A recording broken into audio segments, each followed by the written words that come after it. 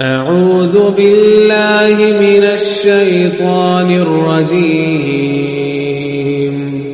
बिस्मिल्लाहिर्रहमानिर्रहीम।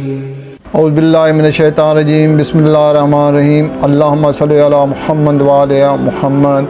नाज़रीन, आज मैं कुरान पाक के 14वां सिपारा सूरह इब्राहिम के बारे में आपको कुछ बताऊंगा। उम्मीद है कि इस सूरा हज़रत इब्राहिम अलैहिस्सलाम के बारे में, जो हज़रत इब्राहिम अलैहिस्सलाम पर जुल्म ढाए गए थे और वो दीन इस्लाम और अल्लाह की खुशनुदी के लिए साबित कदम रहे और हर इम्तिहान से पास होकर आए, तो इस सिलसिले में इस सूरा को आपसे गुजारिश है कि तवज्जो से पहले से लेकर आखिर तक सुने।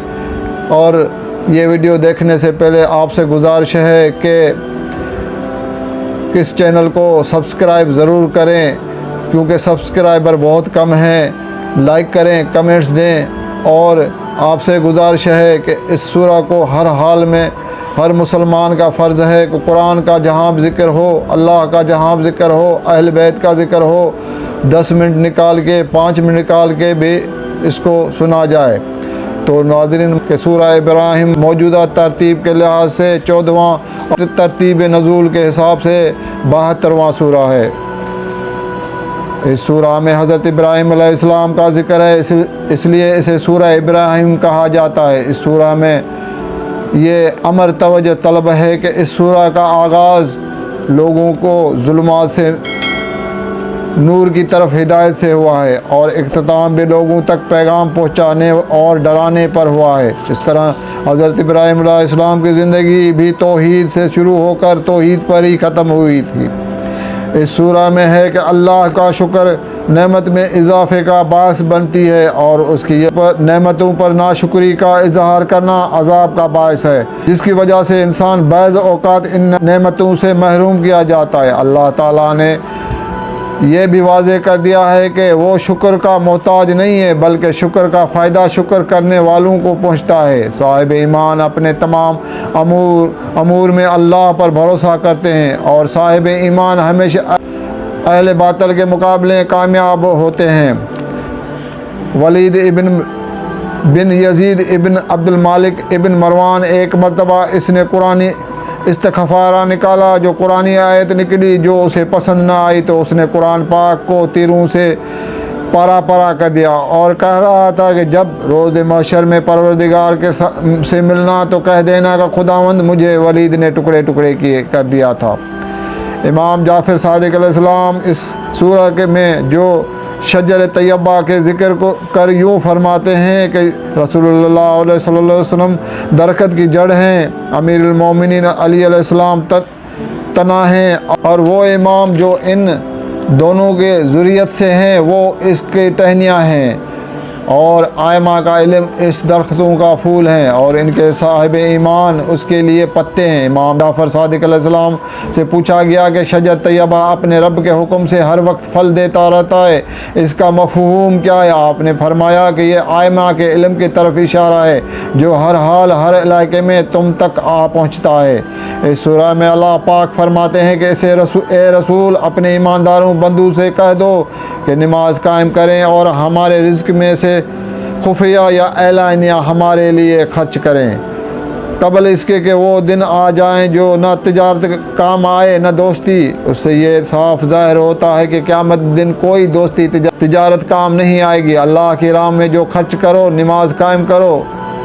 इस सूरा में यह भी है कि यह कायनात इंसान के फ़ायदे के लिए बनाई गई है। ये परवरदिगार का इंसान पर एक अजीम एहसान है। इस सूरा में हज़रत इब्राहिम अलैहिस्सलाम का दुआ का ज़िक्र है, जिसमें अपने वालिदैन के लिए दुआ मांगी है। इससे ज़ाहिर है कि आपके वालिदैन मोमिन थे, क्योंकि मुशरिकीन की बख्शिश के लिए कुरान में मना किया गया है। इस सूरा में हज़रत इब्राहिम अलैहिस्सलाम अपने औलाद के लिए इमामत और नमाज के क़याम की दुआ की है। इस सूरा में है कि हज़रत इब्राहिम अलैहिस्सलाम की विलादत से पहले नमरूद की हुकूमत थी। नजूम ने नमरूद को बताया कि अनकरीब एक बच्चा पैदा होने वाला है जो तुम्हारी हुकूमत को ख़त्म करेगा। ये सुनकर नमरूद ने तमाम दाइयों को हुक्म दिया कि जिस जिस औरत को हमल हो, बताएं उनके बच्चे मारे जाएं। लेकिन किसी दाई की नज़र हज़रत इब्राहीम अलैहिस्सलाम की वालदा पर न पड़ी। जब वलादत का टाइम आया तो आपकी वालदा रात की तारीकी में घर से बाहर निकली और पहाड़ की एक गार में बच्चे को जन्म दिया, और बच्चे को गार में छोड़कर और गार के मुंह पर एक पत्थर रख कर आई। कुछ दिनों के बाद मौका पाकर गार में बच्चा देखने गई। देखा कि बच्चा हशाश बशाश था और अपना अंगूठा चूस रहा था और अंगूठे से उसको दूध मिल रहा था। हज़रत इब्राहीम अलैहिस्सलाम की माँ अपने शोहर को बच्चे की विलादत का बताया, जो उसे देखकर बहुत खुश हुआ। जब आपकी विलादत को 15 माह हुए तो उसकी वालदा उसे गार से छुपा कर घर ले आई। नाज़रीन, ये काबिल ज़िक्र बात है कि खुदावंद करीम अपने नबियों की परवरिश किस तरह की 15 माह तक गार में अंदर रहा और उसको खाना पीना सब कुछ मेरे मालिक के हवाले ज़िम्मे था। 15 माह के बाद वह उसकी वालदा उसको अपने घर ले आई। हज़रत इब्राहीम अलैहिस्सलाम बचपन से इन बुतों के खिलाफ आके ये न सुन सकते हैं, न बोल सकते हैं, न कुछ कर सकते हैं, लिहाजा इनके खिलाफ ऐलान जंग किया। लेकिन कौम ने इनकी बातों पर तवज्जो न दी, उल्टा मजाक उड़ाया। एक दफ़ा हज़रत इब्राहीम अलैहिस्सलाम खुदावंद करीम की बारगाह में अर्ज़ किया कि मेरे मालिक, मुझे ये दिखा कि मरे हुए कैसे ज़िंदा होते हैं। आवाज़ आई कि इब्राहीम अलैहिस्सलाम, क्या तुम्हें यकीन नहीं है कि आपने अर्ज़ की मेरे मालिक, यकीन है लेकिन दिल के इत्मीनान के लिए। आवाज़ आई 4 मुख्तलिफ़ किस्म के जानवर आप पकड़ के ले आएँ, उनको ज़िबह करें, उनका गोश्त कीमा करके इन तमाम परिंदों का गोश्त पहाड़ियों के चोटी पे रख कर आओ और इन परिंदों को आवाज़ दो। आप देखो कि वो कैसे आ जाएंगे। आपने ऐसा किया और परिंदों में से हर एक नाम लेकर पुकारा तो वो परिंदा आपके सामने हाजिर हुआ। ये वाक़या उन लोगों के लिए है जो कहते हैं कि गल सड़ कर हड्डियाँ मिट्टी हो जाएंगे, फिर कैसे ज़िंदा होते हैं। इन लोगों के लिए वाज़ेह मिसाल है। एक दिन शहर के लोग शहर से बाहर गए हुए थे तो आपने मौका पाकर सारे बुतों को तोड़ डाला और एक बड़े बुत को छोड़ कर आया। किसी ने नमरूद को कहा कि हज़रत इब्राहीम अलैहिस्सलाम ने बुत तोड़े हैं। नमरूद ने बुलवाया, उसने कहा कि क्या ये बुत आपने तोड़े हैं? आपने जवाब दिया कि बड़े बुत से पूछें। तो उसने कहा कि बुत तो बोलते ही नहीं हैं। तो आपने फरमाया, जो ना बोलते हो वो नुकसान क्या दे सकते हैं? नमरूद ने आपका जवाब सुनकर बोल न सके। फिर नमरूद ने इब्राहीम अलैहिस्सलाम से पूछा कि आपका खुदा कौन है? आपने जवाब दिया, जिसके अख्तियार ज़िंदगी और मौत है। नमरूद ने कहा कि ये भी तो मेरे अख्तियार में है। उसके बाद नमरूद ने 2 कैदियों को बुलवाया, एक कसूरवार था, एक बेकसूर था। बेकसूर को उसने कत्ल कर डाला और कसूरवार को छोड़ दिया।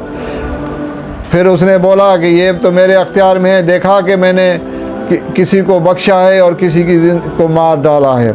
आपने नमरूद को कहा कि खुदा वो है जो सूरज को मशरक़ से निकालता है और मगरब की तरफ ले जाता है। अगर आप खुदावंद की करीम की दावा करते हो तो सूरज को मगरब से निकाल के ले आओ। तो नमरूद जवाब न दे सका। आखिर नमरूद हार गया। हुक्म दिया कि एक मखसूस जगह पर मुसलसल आग जलाई जाए और इब्राहीम अलैहिस्सलाम को उस आग में डाला जाए। खुदावंद करीम ने उस आग को हुक्म दिया कि ए आग, इब्राहीम के लिए ठंड पड़ जा। आग ठंडी पड़कर गुलजार हो गई और आप आग से सही सलामत बाहर आ गए। इस सूरा में है कि हज़रत इब्राहीम अलैहिस्सलाम की ज़ौजा सारा अलैहिस्सलाम बांझ थी। बीबी सारा ने अपनी कनीज़ हाजरा अलैहिस्सलाम को तोहफे में दे के उससे औलाद हो जाए। जब हाजरा अलैहिस्सलाम के कोख से हज़रत इस्माईल अलैहिस्सलाम की विलादत हुई तो सारा अलैहिस्सलाम दिल में हसद पैदा हुआ और उसके बाद दोनों में से कभी भी नरमी पैदा नहीं हुई। इस्माईल अलैहिस्सलाम की विलादत के वक्त आपकी उम्र 84 साल थी और हज़रत इसहाक़ अलैहिस्सलाम के विलादत के वक्त आपकी उम्र 100 साल थी। ऐसी हालत में अल्लाह के हुक्म की तामील करते हुए हज़रत इब्राहीम अलैहिस्सलाम अपनी ज़ौजा हज़रत हाजरा अलैहिस्सलाम और हज़रत इस्माईल अलैहिस्सलाम को लेकर मक्का आए, जहाँ बंजर पहाड़ के अलावा कुछ न था। आप उनको छोड़कर वापस चले गए क्योंकि उसने सारा अलैहिस्सलाम से वायदा किया था कि मैं इनको छोड़कर वापस आ जाऊंगा। बीबी हाजरा अलैहिस्सलाम हज़रत इस्माईल को लेकर बैठी रही जो पानी पीने के लिए ले आए थे वो ख़त्म हो गया। हज़रत इस्माइल अलैहिस्सलाम प्यास की शिद्दत से बिलबिला उठे। उसी में सफ़ा और मरवत की पहाड़ों के दरमियान में उसकी वालदा कई मरतबा पानी की तलाश में दौड़े लगाईं, लेकिन पानी न मिला। बीबी हाजरा ने देखा कि जहाँ इस्माइल अलैहिस्सलाम ईंटियाँ रगड़ रहा है वहाँ से पानी का चश्मा निकला। जब चश्मा निकला तो चरंद परंद सब इकट्ठे हुए। उस वक्त हाजरा अलैहिस्सलाम के पास कबीला जरहम के लोग भी आए और इजाज़त मांगी कि हम भी इधर रहना चाहते हैं। जब हज़रत इब्राहीम अलैहिस्सलाम दोबारा देखने के लिए आया, हज़रत बीबी हाजरा अलैहिस्सलाम उनसे इजाज़त लेकर हरम के कबीले लोगों को वहाँ रहने की इजाज़त दी और जंगल सहरा आबाद हो गया। जब हज़रत इस्माइल अलैहिस्सलाम जवान हुए तो हुक्म खुदा से उस जगह पे खाना काबा की तामीर की, जहाँ खुदा ने हज़रत आदम के लिए एक किबला नाज़िल किया था और तूफ़ान हज़रत नूह अलैहिस्सलाम के वक्त उठा लिया गया था। उस वजह से उसे बैतुल अतीक पुराना घर कहा जाता है। यूं खुदा का घर बना और मक्का मुकम्मा आबाद हुआ। नाज़रीन, हज़रत इब्राहीम अलैहिस्सलाम को अल्लाह पाक की तरफ से मुसलसल ये ख्वाब आ रहा था कि मैं हज़रत इस्माइल अलैहिस्सलाम को ज़िबह कर रहा हूँ। एक दिन आपने हज़रत इस्माइल अलैहिस्सलाम को ख्वाब का ज़िक्र किया तो हज़रत इस्माइल अलैहिस्सलाम जवाब दिया कि बाबा, आप ख्वाब की तामील करें, इंशाअल्लाह आप मुझे सब्र करने वालों में पाएंगे। हज़रत इब्राहीम अलैहिस्सलाम हज़रत इस्माइल अलैहिस्सलाम के कुर्बानी के लिए चले। शैतान ने बहकाने की कोशिश की लेकिन कामयाब न हुए। हज़रत इस्माइल की आपने हाथ पांव बांधे, अपने आँखों पर पट्टी बांधी ताकि जवां बेटे को देखकर हाथ न कांपे। अल्लाह पाक के हाँ ये कुर्बानी कबूल हुई और जन्नत से बदले में दुम्बा आया जो हज़रत इस्माइल अलैहिस्सलाम की जगह कुर्बान हुआ। अल्लाह ताला खुदा को ये कुर्बानी पसंद आई और 10 ज़ुल्हज को इस कुर्बानी को याद रखने के लिए कुर्बानी की जाती है। अल्लाह ताला ने दीन के लिए तकालीफ और खाना काबा की तामीर के सिलसिले में खलीलुल्लाह का लक़ब दिया गया और मनसब इमामत अता फरमाई। हज़रत इब्राहीम अलैहिस्सलाम 175 साल की उम्र में इंतकाल हुआ और हज़रत इस्माइल अलैहिस्सलाम और हज़रत इसहाक़ अलैहिस्सलाम ने आपको बीबी सायरा अलैहिस्सलाम की कब्र के करीब दफन किया गया। इस सूरा में यह भी है कि अल्लाह ताला उन लोगों को कह रहा है कि जो कुछ भी करना है इस जहान में करें, क़यामत के दिन कोई भी इस्तदा कबूल नहीं होगी। इस सूरा में यह भी ज़िक्र है कि क़यामत के दिन नेक सालेह अफराद अपने अमाल के जज़ा पाएंगे और मुजरमीन अपने अमाल की सज़ा पाएंगे। इस दिन मुजरमीन जंजीरों में जकड़े होंगे, उनके बदन पर कतरान के कपड़े होंगे और उनके चेहरों को आग ढकी हुई होगी। खुदावंद आलम ने इसमें वाज़ेह पैगाम दिया है कि इस कुरान के नाज़िल करने का मकसद लोगों को तारीकी से निकाल कर रोशनी में लाना और अज़ाब इलाही से डराना है। कुरान मजीद पूरे इंसानियत के लिए एक पैगाम रखता है। हज़रत जाफ़र सादिक़ अलैहिस्सलाम फरमाते हैं कि जो शख्स नमाज जुमा में सूरह इब्राहीम और सूरह हिजर की 2 रकअतें तिलावत करेगा वो कभी भी फ़कीर, दीवानगी और मुसीबत से दो चार नहीं होगा।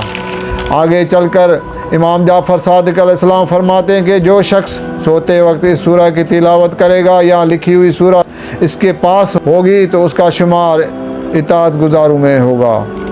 खुदावंद करीम से इल्तिजा है कि वो अपने रसूल करीम सल्लल्लाहु अलैहि वसल्लम और अहल बैत के बताए हुए रास्ते पर चलने की तौफ़ीक़ अता फ़रमाए। आमीन सुम्मा आमीन।